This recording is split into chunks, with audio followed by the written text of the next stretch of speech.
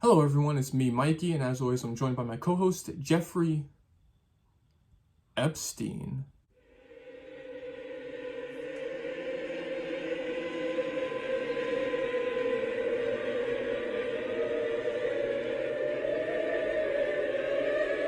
And today we're here to take you on a little journey that I'd like to call the road to the Snyder Cut.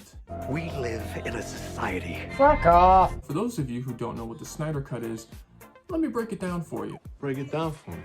So, Zack Snyder, who directed Man of Steel and Batman v Superman, was originally directing the Justice League movie that came out in 2017. But he had to leave production due to personal reasons, so they got Joss Whedon, who directed the first two Avengers movies, to replace him. And now, after massive fan outcry, they're finally giving him the chance to release his vision of the Justice League movie, which is being called the Snyder Cut. And it's going to be releasing on HBO Max in March 16th or 18th. I don't know, who gives a shit. I thought that before that gets released, it could be fun to take a little trip down memory lane and talk about these two DC movies that he directed leading up to the Snyder Cut. But actually, he directed 3 DC movies because he directed the Watchmen movie that came out. Shut the fuck up!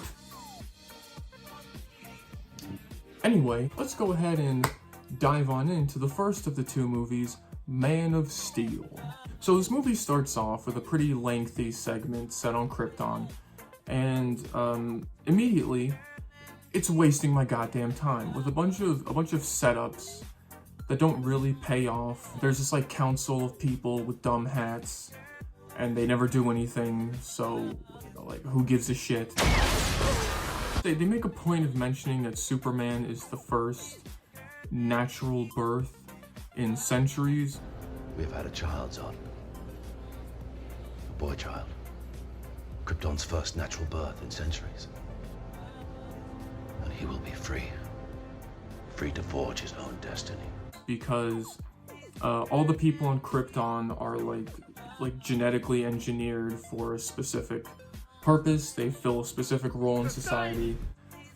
And so it's supposed to be part of this like half-baked theme about like individualism and like personal freedoms and like carving your own path in life. This is a Genesis chamber.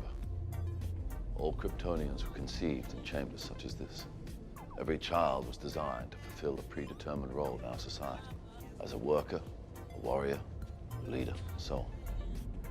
Your mother and I believe Krypton had lost something precious. The element of choice, of chance. What if a child dreamed of becoming something other than what society had intended for him or her? What if a child aspired to something greater? You were the embodiment of that belief, Cal. But it doesn't go anywhere, it doesn't lead to anything. Like, Zod seems very much on the side of like continuing to do things this way and like engineer people to fill like a specific role in society. But like, Superman doesn't want to stop Zod because of that ideological difference. In fact, it never comes up later. Superman wants to stop Zod because he's shooting a laser through the planet that's gonna kill everyone.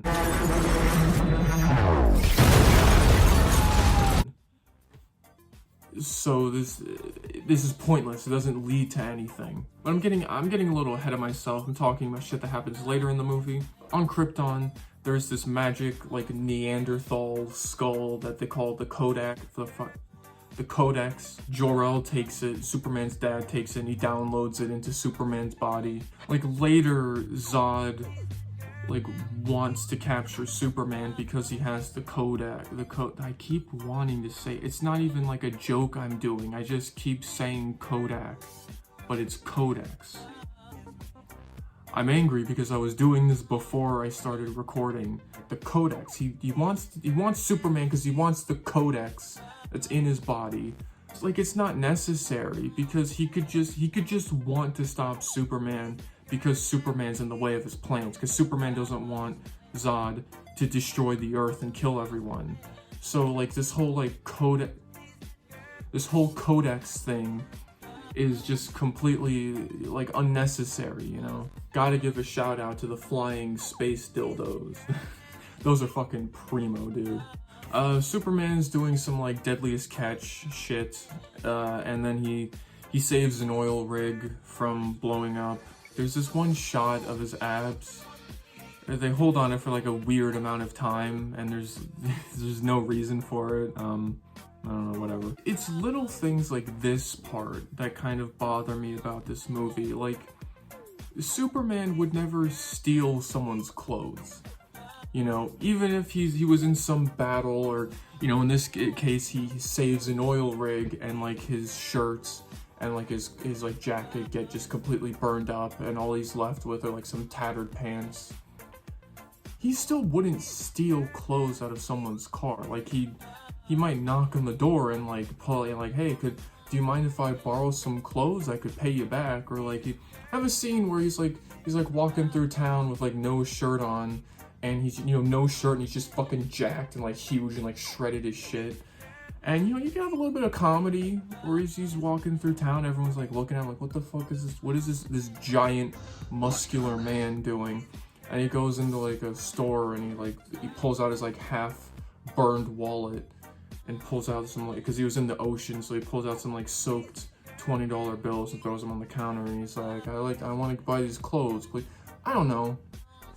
Just something to give this movie a little bit of levity, something to give it a little charm, because it's so dreary and gray and mopey. You need something to liven it up, something silly to happen. I don't fucking know. It's Superman. God damn it. And it's so fucking morose. It's time for a flashback, and this kid calls Superman Dick Splash. Come on, Dick Splash. I'm gonna write that down, that's good. D-I-C-K-S. Is it a space or like hyphenated Dick Splash? It doesn't matter. Okay.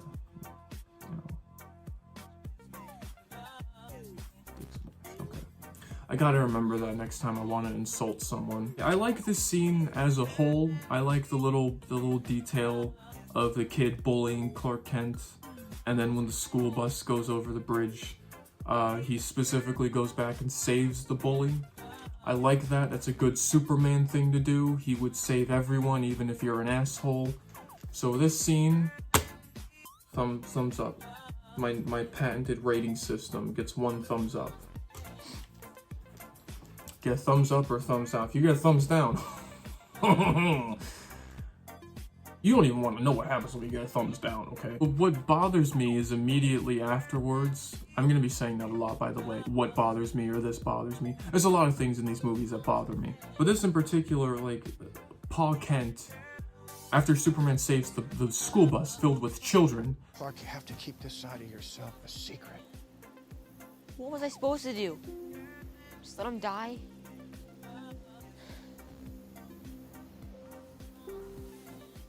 Maybe.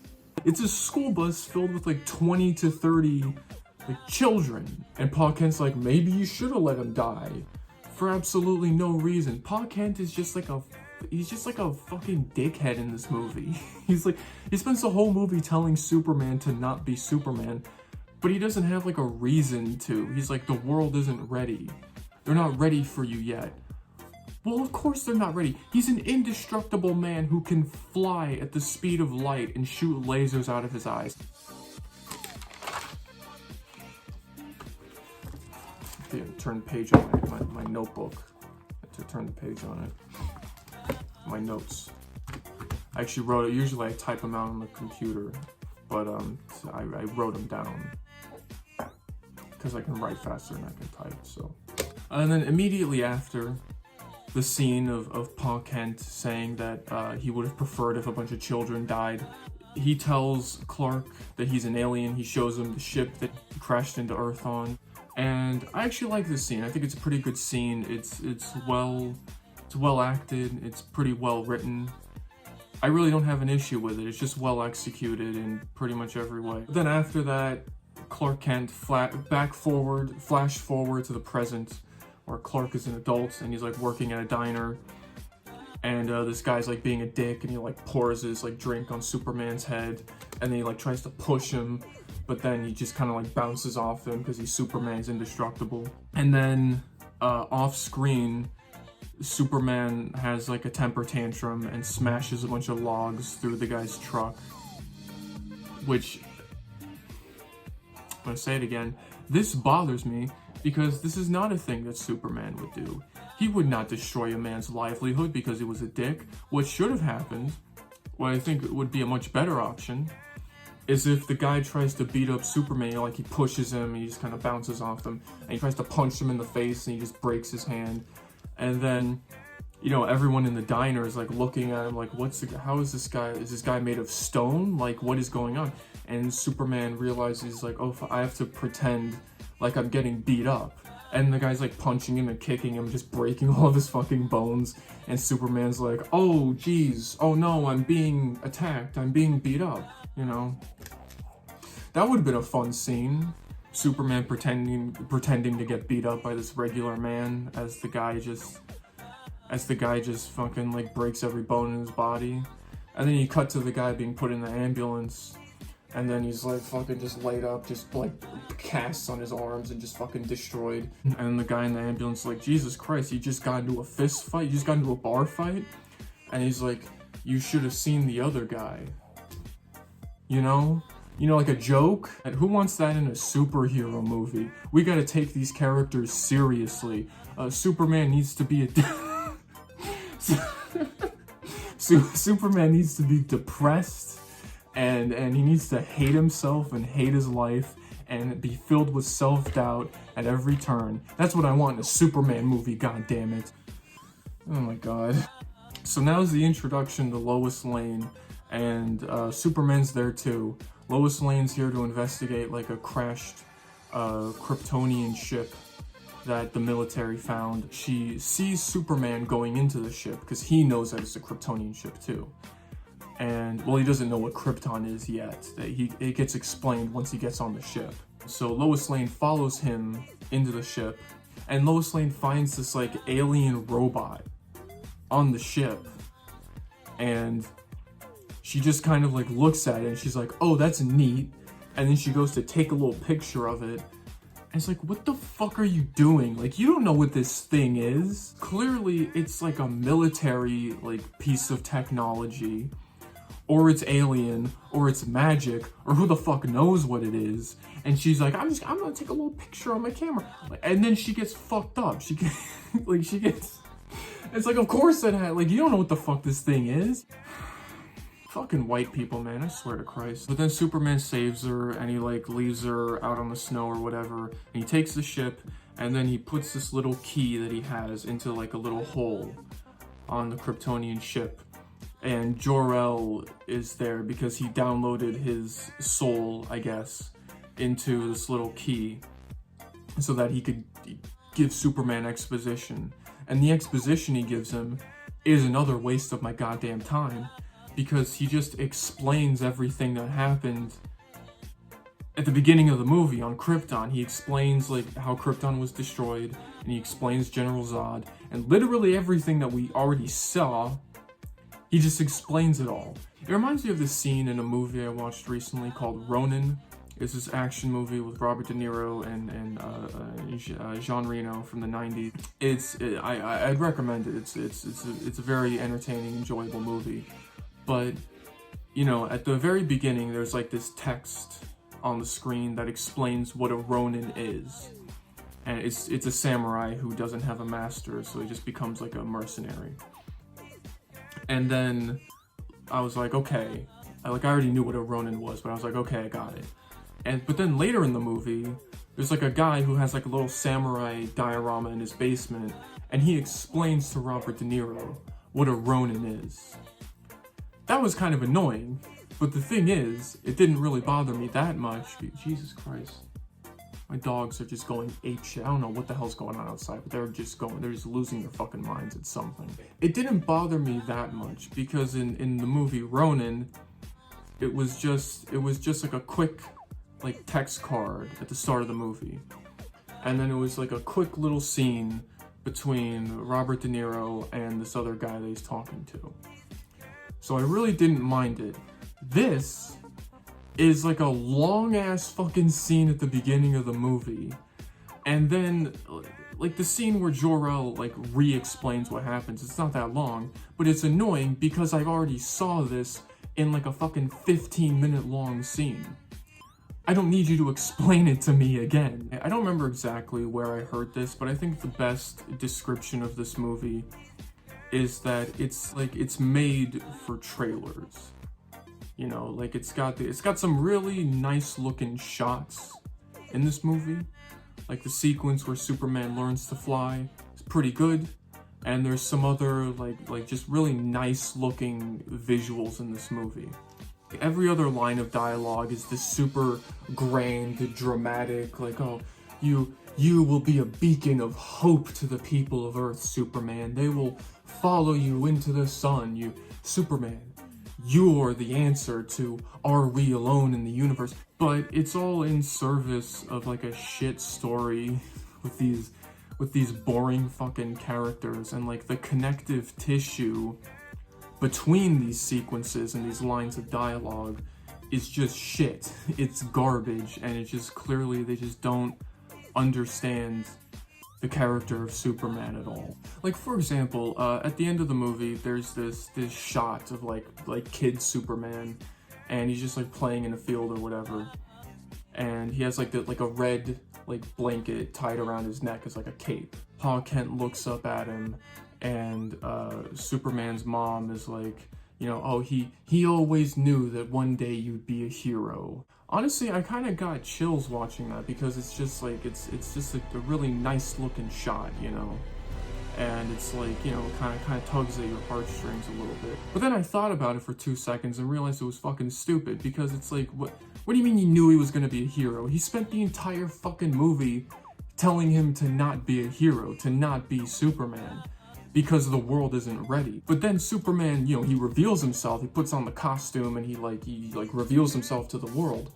And they clearly aren't ready because they don't know what to do. They're like panicking and freaking out, and they like arrest him and they put him in regular ass handcuffs. So they clearly aren't prepared for this. But even still, they still, like, everyone loves him and they just accept him. Superman? The alien, sir. That's what they're calling him, Superman.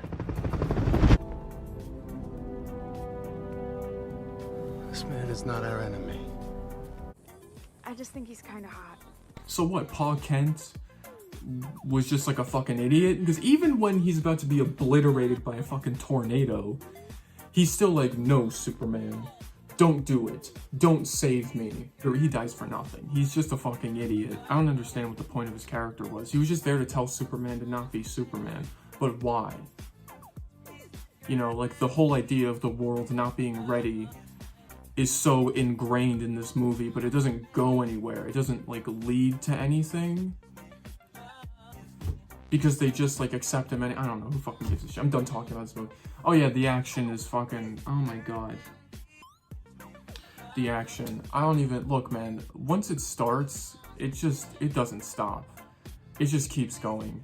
And look, I love me a big, stupid superhero CGI fight as much as the next guy, but you know, it gets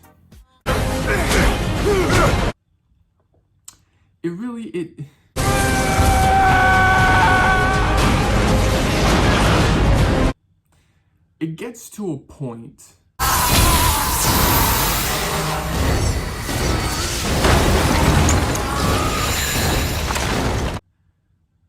to where it's so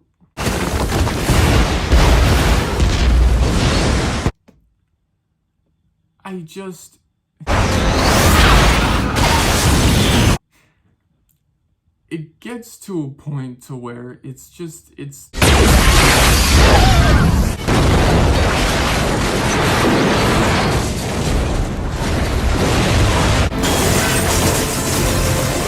oh fuck.